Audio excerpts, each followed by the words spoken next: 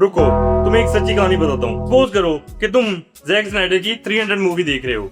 उसमें एक्शन है, ड्रामा है और बहुत ही खूबसूरत स्टोरी है। तुम और तुम्हारी फैमिली फुल एंजॉय कर रहे हैं, अच्छा मौज चल रहा है। लेकिन अचानक से स्क्रीन पर एक ऐसा सीन आता है जिसको देखकर तुम्हें समझ नहीं आती कि कहाँ देखूं, इधर देखूं या उधर देखूं। या तो तुम रिमोट ढूंढने लगते हो और चैनल चेंज करने की कोशिश करते हो। जब उसमें भी नाकाम रहते हो तो तुम्हें दीवारें खूबसूरत लगने लगती हैं या फिर पंखे का घूमना। आजकल की मूवीज और वेब सीरीज में ऐसे सीन से बचने इतना ही मुश्किल हो गया है जितना कि डूम्सडे के स्पॉइलर से बचना।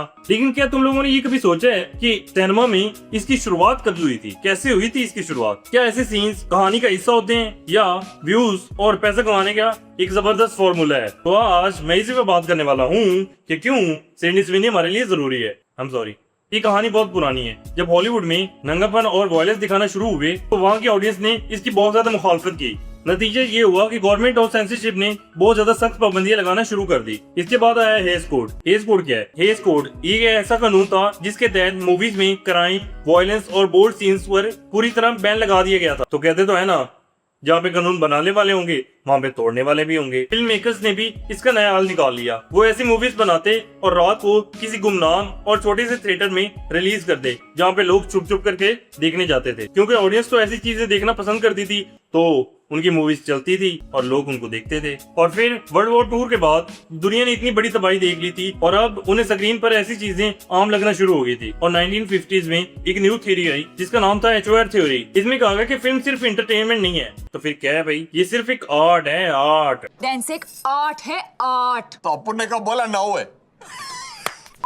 और डायरेक्टर जो है वो उसका आर्टिस्ट। अगर वो अपनी कहानी में किसी के इमोशंस या रिलेशनशिप को दिखाना चाहता है तो ये उसका आर्टिस्टिक फ्रीडम है। डायरेक्टर्स भी ये कहना शुरू हो गए कि ये स्टोरी के लिए बहुत मेन पॉइंट है, यानी सिडनी स्विनी के वो बड़े बड़े मेन पॉइंट है स्टोरी के लिए। सही। और हम सब जानते हैं कि टाइटैनिक मूवी सिर्फ जहाज डूबने की वजह से फेमस नहीं हुई थी, बल्कि जहाज में जो किया गया था उस वजह से फेमस हुई थी। 50 शेड ऑफ ग्रे जो मूवी सिर्फ $40 मिलियन पे बनी थी और उसने पूरी दुनिया में $570 मिलियन का कमाई की थी। और यूफोरिया HBO का ये शो दुनिया भर में ट्रेंड में रहता है। और सिडनी स्विनी को भी मैं नहीं कुछ कह रहा। अभी रिसेंटली सिडनी स्विनी को लेके काफी ज्यादा कंट्रोवर्सीज हुई हैं, जहाँ पे उनका यूफोरिया सीजन में हद से ज्यादा सेक्सुअलिटी को दिखाया गया है और ऐसे सीन्स देखकर देखने वाले भी अनकंफर्टेबल हो जाता है। अगर एशिया की बात करें, मोरल वैल्यूज बहुत ज्यादा डीप है, लोग उनकी पूजा करते हैं। मजे की बात तो ये है हमारे यहाँ इन टॉपिक्स पर ओपनली बात भी नहीं कर सकते, लेकिन फिर भी पॉपुलेशन में हम बहुत आगे निकल गए हैं। It means work in the silence and let your success make noise.